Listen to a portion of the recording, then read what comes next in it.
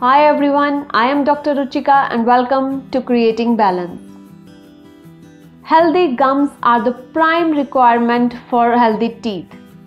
Still, gums are the most ignored aspect of oral cavity because unlike tooth problems which are quite painful, gum problems are usually not so painful. Also, the early symptoms of the gum problems are very mild and easy to ignore. That is why these gum problems keep on increasing and ultimately lead to tooth loss. In this video, I will share all about gum problems and also 5 effective ways to keep your gums healthy. So let's start the video.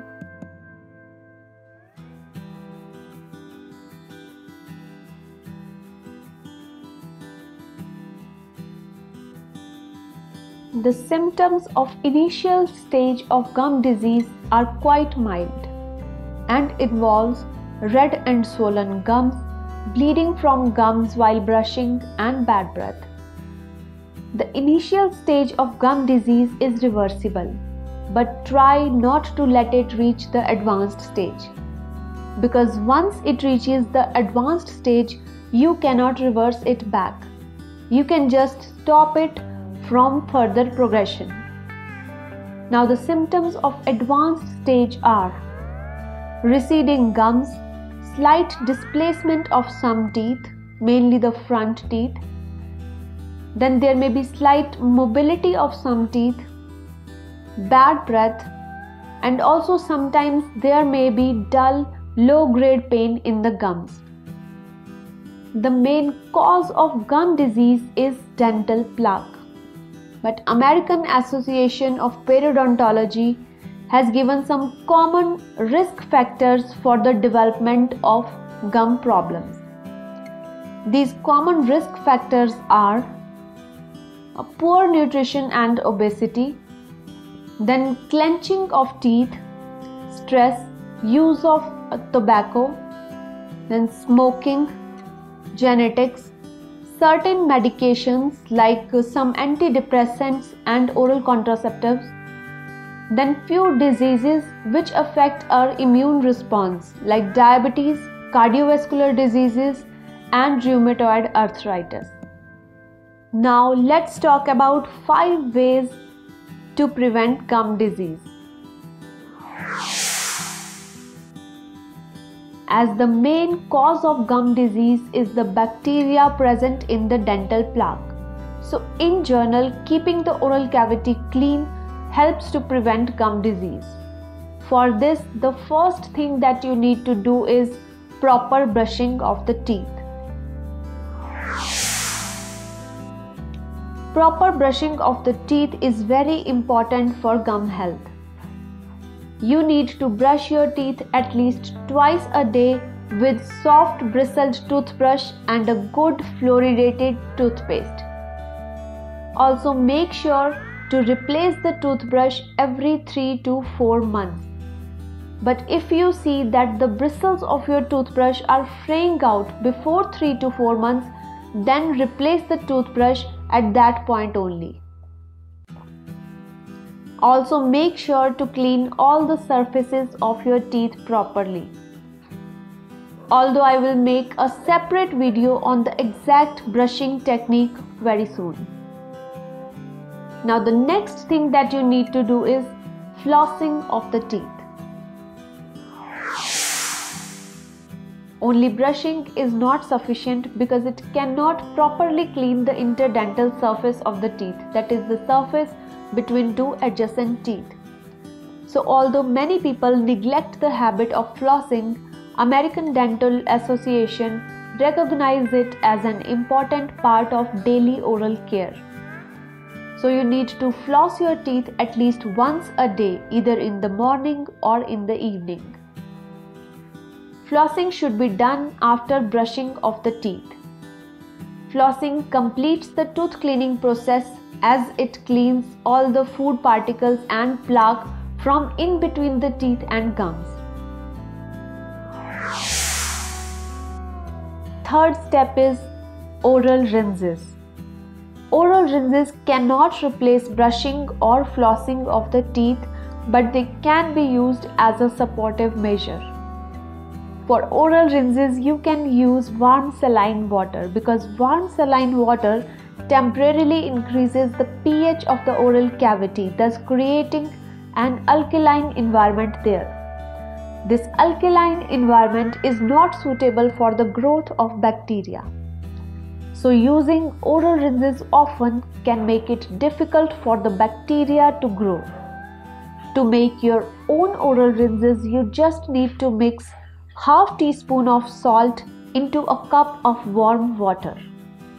Then you can use this mixture to rinse your mouth properly. There are also various over-the-counter mouthwashes available these days.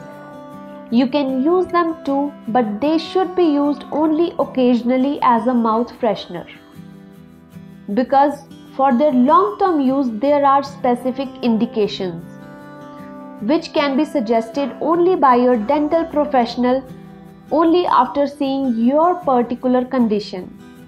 Also, the long-term continuous use of these mouthwashes is related to the staining of teeth and may also alter the taste sensation.